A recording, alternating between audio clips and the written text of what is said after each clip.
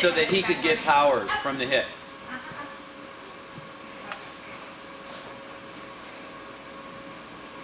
Okay, I just want to give him a good bite there because it's a little shallow over there on the wrong side. So he's tugging really strong.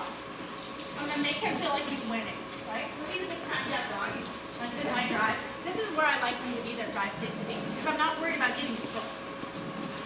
Okay, out. 3, out.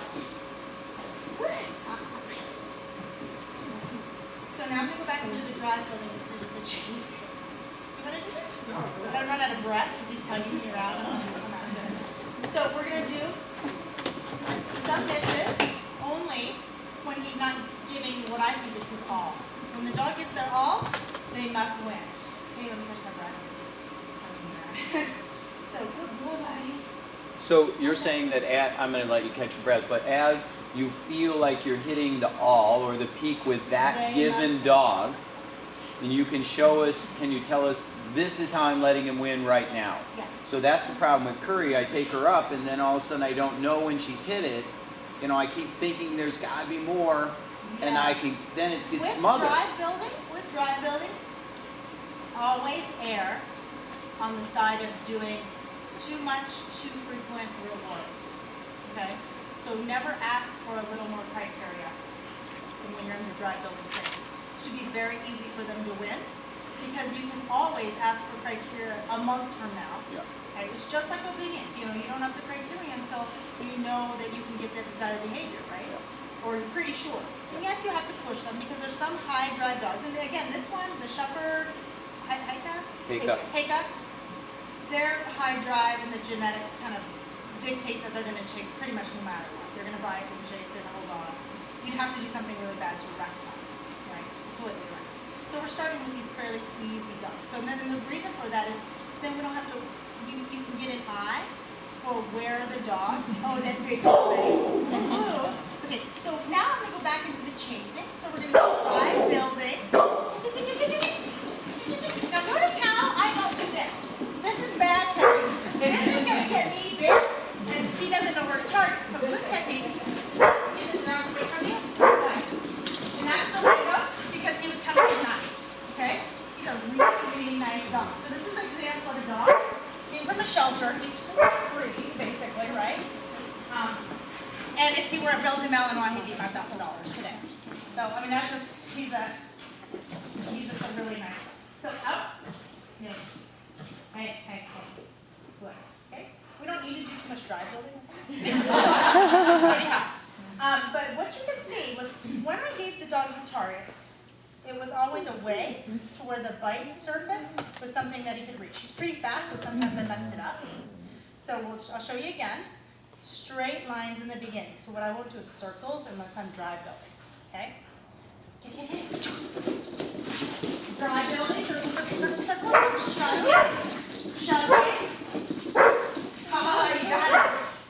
And then see where his feet are on the ground? I give him support. I let him pull me. I wish there was a table right here. Did you put the leash on? Okay. Here we go. Yes. Okay, so Charlotte, you can play sometime. So really nice. So what we're going to watch now is we're going to try to play calmly while he's on the bite. Go ahead, roll your can out. I'm having some outing issues yesterday because the drag level's coming out. I want you to do some dry building first. Remember, push the arm away to make it feel like you're blocking it. Don't get bit. And you want your arm to be sort of like, there you go. And like, lovely window, much better. So go ahead and take a break. We want your arm to be sort of like, if you're doing the shove game, out. What that is essentially, go ahead and sit under down. Down. We want your arm to be like a pool noodle. Think of it that way. Like a pool noodle. You know those pool noodles, the flexible like pool noodles? If the dog pushes into you, they need in their mind to really think that they can push through and win it. So if we're like, I see that a lot with trainers, they actually defeat the dogs in play. They're like, wow, my dog likes to shove, and likes to, so they shove him so hard, the dog's like, God, you know? That's not courage. a dog that's feeling empowered. Yeah. It's a dog that's feeling defeated. So don't be defeating in your play. If as a handler, and we're going to get to more difficult dogs here because this one's just the type of dog that he has a drive run up on. This is a dog that would be very easy to make, very accurate, high drive obedience. When we get to dogs that are a little bit more difficult with the drive building, we're going to take the handler out of the equation with a floor pull. Okay? In other words, get the object away from you because social pressure, it's like hitting that brick wall, social pressure will slow your dog down and inhibit them. Okay? So let's put, does anybody have any questions or do you want to see something again with the play? Are you completely confused with the play technique? No? Some are yes, good. No, I was just going to ask, so that I can create a picture, could you do that just for like 10 seconds, just so I can film it, because I want to have a picture that I can go back to. Like sure. when you were sort of creating that window. Now, and I would say, please don't put on YouTube, not because I'm embarrassed, because like I gained 10 pounds. So that's why I don't I promise, no YouTube, it'll stay on I'm my like, cell phone. please don't take my picture. Gosh, no. So sometimes if I'm just trying to figure out what I'm going to do and I have a dog that's going crazy, I'll just kind of do this until I get myself kind of figure out here. I'll get this. I know that's a trick, you know what? Okay, pull a noodle.